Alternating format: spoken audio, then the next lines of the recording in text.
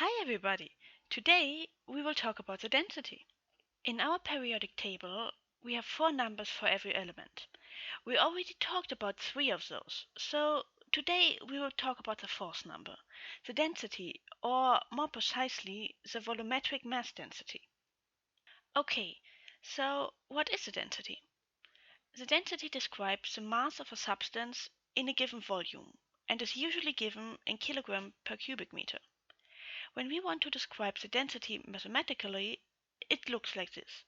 The Greek letter rho represents the density, m the mass, and v the volume. Okay, so we got this covered.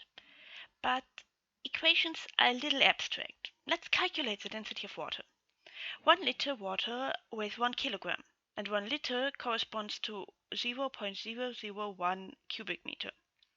From that, we can calculate that water has a density of 1000 kilogram per cubic meter.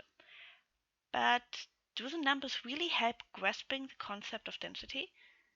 Let's picture the situation. The density describes the mass in a given volume. It depends on the mass of the particles and the distance between those. Let's look at 2 boxes or volumes of the same size. Depending on the distance between the particles, more or less particles fit in the box.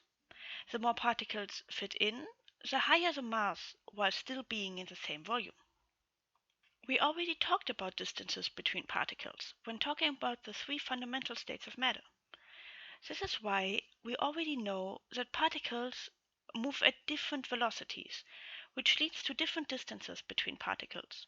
Therefore, the density depends on temperature. The more particles move, the bigger the distances are. In this periodic table, the given information describes the density at 20 degrees Celsius. Additionally, the density of a gas is much less than the density of solids and liquids, because the particles have bigger distances between each other. Here some exemplary values.